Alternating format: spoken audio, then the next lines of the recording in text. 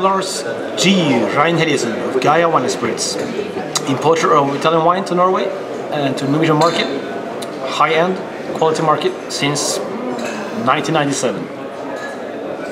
Piedmontese is in a special position when it comes to the quality wine scene. Piedmontese has sourced some of the most famous wines in the world, but also some of the most selling wines in Norway. So in several segments you have wines made from especially the Barbera grape, but also the Barolos that are selling very well in Norway. Also the knowledge of the people of Norway, especially the sommeliers and the trade, but also the common man and woman, has increased greatly the last decade or so.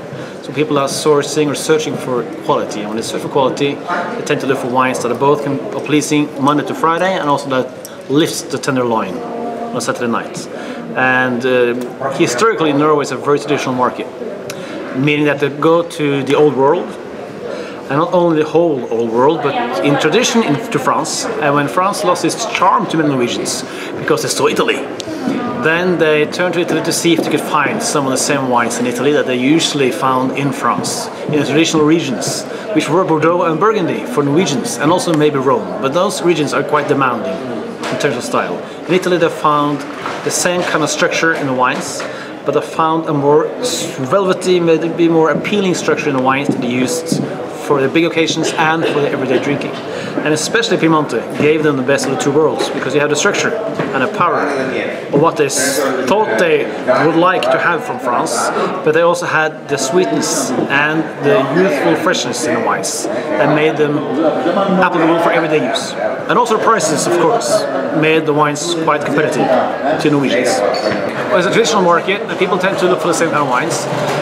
But also you have a very divided market. You have the buyers that go to monopoly and are there, of course, in the room with the wines in the bottle or in the shelves, and they have to find a wine in the shelf already. And the monopoly shelves are run by the monopoly. And they source wine from all over the world. So we see wines from, especially Piedmont, goes very well in the monopoly. Lower priced wines, lower priced to be in Norway. That does not mean low price, but it means lower priced. So you have maybe Barberas doing very well, you have Langerosas doing well, and you have a few Barolo wines as well, doing quite well. Then you go to the sommeliers and the restaurants, which is a big part of the trade, especially in the cities, Oslo, Bergen, Trondheim, Stavanger, and there people seek specialized wineries, small wineries, and wineries that make wine that are less available in terms of volume, but that gives their wine lists an extra edge. And they do this in addition to also having the wine they can turn some volume over with. They can bring their wine menu of the week up a level, and also bring good quality to the glass. Make sure that the restaurant's name is good and well kept, and also that the guests get a good glass of wine at a good price. So you have all. But to have a charming history, to have an historical name, to not be an industrial brand, because Norwegians don't like industrial brands, to like families or like wine with tradition and history. That's always something that is being looked for in all segments. We always loved Italy in general, and Piedmont especially, because it has a very strong wine with a strong presence in the glass, and a wine that goes very well with Norwegian cuisine. And me, like many others in my trade, started in the restaurant business, and of course the monopoly did not release the import part of the business until 1996. Before this, you had to rely on the monopoly also to get your wine to your restaurants. You couldn't go to the importer because there were no importers. They released the monopoly on import in 1996, and even after that, me and my wife, we had two different restaurants. We could not find the good Italian wines we looked for, because at that time, in the mid-90s, it was not seen as good business. Some few wineries, of course, were present. We looked for other wines, and those we didn't find. So we started the importing business ourselves to have good Italian quality wines to our restaurants. That was the main idea in the beginning, and of course it grew. And we first started getting the good Barolos to Norway, to our restaurants. Then the phone, that time with a wire, started to call and say, we hear you have some bottles of this and that Barolo, this and that Barbaresco. May you take some more in so that we too can have this in our restaurant? And of course we could, and we did. And that was the start of Gaia Wine & Spirits, our winery, to import quality wine. And of course, Piedmontese is in a special position when it comes to the quality wine scene.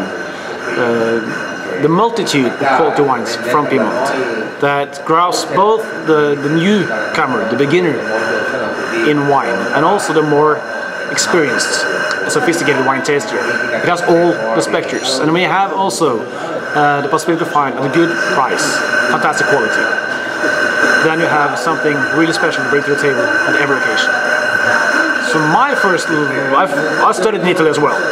Other things, history, archaeology, etc. My first love with Italy came already in the 80s, long before we had the import business at all being thought about in Norway. And I think I fell in love with Italy in general, and with a multitude of wine. And if you look at all the different things they do only with one grape, with Nebbiolo, in a small area, not only like Piedmont, but in Barolo or or even within one of the communes, like in La Marra or Salonga, even in Varduno, you see how different they can manage to make the wine. Still brilliant, but different.